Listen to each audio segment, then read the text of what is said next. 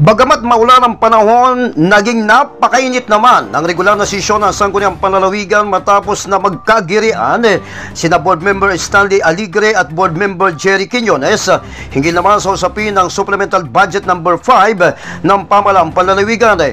Ito'y kaugnay ng source of fund o pundo na umano'y naiwan ng nakatalikod na Administrasyong Talyado na nais gamitin naman ng Administrasyong Padilla para sa bonuses ng mga job order sa Kapitolyo Probinsyal.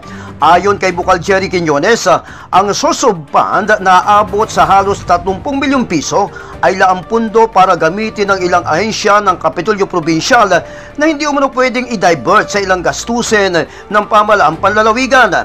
Naghain kasi ng resolusyon si Bukal Stanley Aligre bilang chairman naman ng Committee on Finance na magkaroon ng supplemental budget upang magamit ang nasabing pundo para sa Christmas bonus ng mga job order ng provincial government. Ikinagalit ni Bukal Stanley Aligre ang naging pahayag ni Bukal Jerry Quiñones na dapat umunong pinag-aaralang mabuti ang resolusyon bago ihain sa plenaryo ng Sangguniang Panlalawigan. Inahalimbawa pa ni Bukal Quiñones noong siya pa ang may hawak ng Committee on Finance bilang chairman na pinag-aaralan niya umunong mabuti ang resolusyon bago ihain sa Sangguniang Panlalawigan. Kung sakali mang may mga katanungan, ang mga miyembro nito ay kaagad na nasasagot ng mubanta. Hindi raw kasi nasagot ni Bukal Stanley Aligre ang katanungan ni Bukal Quiñones hinggil sa breakdown ng pundong gagamitin. Sa halip ay tinawagan si Ma'am Mercedes Alpuerte ng Provincial Budget Office, subalit bunga ng masamang panahon at mahinang signal ay hindi rin ito nasagot ang katanungan ni Bukal Jerry Quiñones. Ayon pa kay Bukal Jerry Quiñones, wala siyang intensyon na patamaan o manakit ng damdamin ng kapwa niya board member, bagkos gusto lamang niya umunong maunawa ang lubos ang resolusyon ni Stanley Aligre hinggil sa supplemental budget.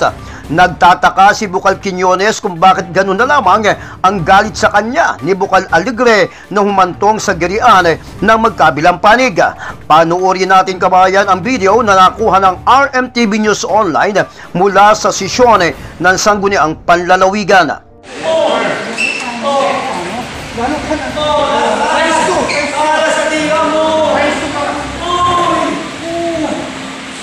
Kaya ako pare, pag mo napangalan ko kayo sa panahon sumama pa sa inyo, hindi ako sasama. Paras ka. The session resumes. Since there are no objections in court when it comes to budget,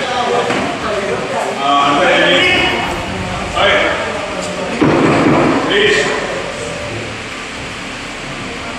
We have to continue our session, and since there are no more manifestations and clarifications regarding the supplemental budget, are there any objections? Since there are none, and it is duly seconded, therefore the supplemental budget number 5 is now approved.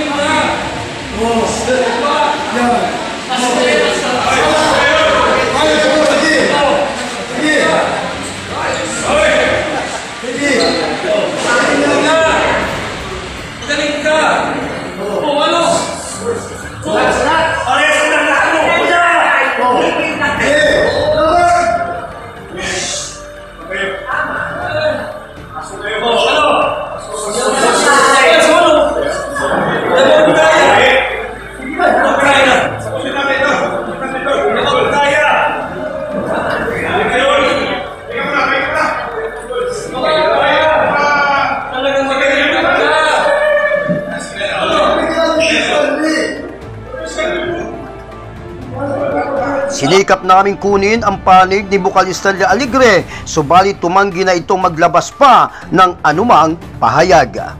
Para sa RMTV News Online, ako si Lin Walabanan, ang inyong responsabling tagapagbalita.